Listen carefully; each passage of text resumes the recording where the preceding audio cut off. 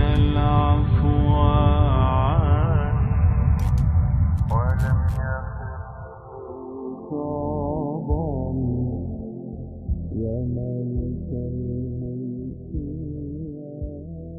The famous question posed by many people nowadays is that can science prove God?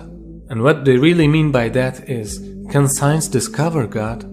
For understanding this, we need to distinguish the difference between proof and discovery. To prove means to establish a fact or a truth by evidence or argument.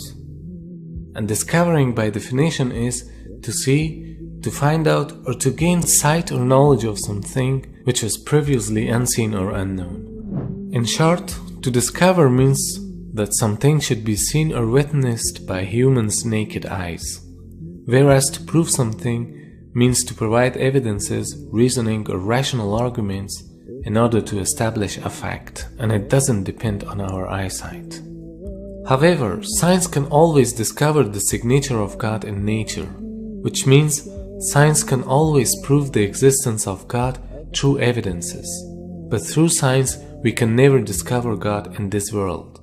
Now the question arises, why science can prove God but cannot discover Him? The answer for this is, Almighty Creator gives some sort of evidences or clues into His creation so that human being can accept His existence and to believe in Him. However, no human being or science can ever discover God, because this life is a test for us, and Allah created us and gave us limited abilities to be tested with. To get what I mean, suppose that you are a professional modeler who uses a strong modeling software and creates a project in which there are people with consciousness. It means that the models that you have created are having the power of intellect, and you put a test for them to find you. Now if you think logically, they have only two options to find you or to prove your existence in order to accept you as their creator. The first option for them is to discover you or to see you. But of course you don't want that, because it is a test, and if you show yourself to them, then the test becomes meaningless. And logically they can't discover you, because you are out of this created project. So if they can't discover you, it doesn't mean that you don't exist. But the second option is that you send them signs and evidences, and you also give them the power of intellect. They can find you through those evidences and their logic. It is like you have given them some tips for this test. And if they still don't accept your existence through those evidences, then it means that they are arrogant.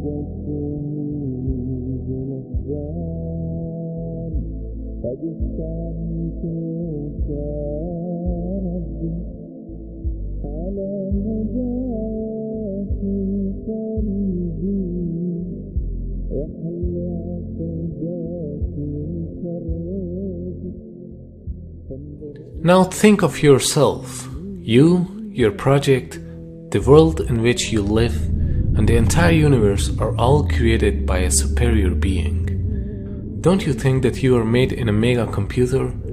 Actually, not a computer, but in a mega creation box? So when we are inside this creation box, we can just touch, taste, see, smell or hear anything which is physically inside this creation box. So these five senses help us to discover things which have connection with physics. But there are other things like love, like feelings, like intellect, meaning your mind. These things cannot be described physically. I mean, you cannot see, touch, smell or taste your feelings. Or you cannot discover love or your mind through these senses. Does it mean that you don't have mind or there is no love because you cannot see, touch or smell them? Of course they exist, but you cannot discover them physically. You can prove their existence through signs and evidences, and using your logic. For instance, the sign for a sad feeling is crying. Or when you analyze the outcome of something, it is an evidence for your mind or your intellect. So don't think that God is inside this creation box and you can discover Him like any other thing. Because anything which is discoverable is not God at the first place. He's beyond this universe and even beyond your imagination. You cannot discover Him by the laws of physics, because physics discovers anything which is bounded by the laws of physics. And Allah is not bounded by the laws of nature. So anything which is limited by these laws is not God. That's why you cannot discover Him, but His existence is proven through evidences and logic. Everything that we must verify has to be touch and feel. Yeah. But let me tell you something. If God could be touched and felt and seen, would that be God? No, what you mean. Would that be It God? wouldn't really be a test of belief, would it? Because you would know. It's not even just a belief, because God actually says there's good reasons to believe in Him. For example, look, do you believe you had a great grandma? No. You believe you I had mean, yeah, but I mean, there's obviously, I know that because obviously Why? I'm here now. Exactly. Yeah, but that's exactly the point. Have you ever seen your great grandma? You don't have access to her DNA. I know her grave? scientifically, I would have to have one to be here. Well, I don't know. See, that's the point. Using the terminology here. Scientifically, you have no clue. You have no clue. Scientifically, you're damn. Science say we can only verify the physical world and things that we can touch and feel. This is a non-verifiable thing. Yeah. The only way you know you got a great grandma is because you're here. You've made a logical, rational decision. Not based on the physical world, based on necessity. The complexity of this universe and the laws of nature are all evidences for existence of a wise creator who has designed them in such a precise manner. So if you don't see Him, it doesn't mean that He doesn't exist. The universe actually may have a purpose, and some physicists are now suggesting it does have a purpose. And this has come out of some findings about the some of the fundamental numbers in atomic physics. These are numbers like the mass, the weight of an electron, the weight of a quark, the strength of gravity, the strength of the electromagnetic field.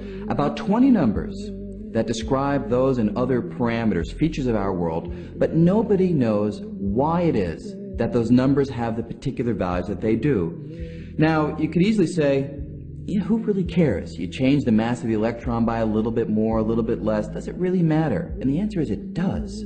See, it turns out that if you imagine that we had 20 dials right here, and we could fiddle with those 20 numbers at will, even a small change to the values of the known values of those numbers would cause the world as we know it to disappear. For example, if we go back to, say, 1 second after the Big Bang, at that point, the expansion rate and the mass density have to have been adjusted to each other just right so that the universe is just at this critical point.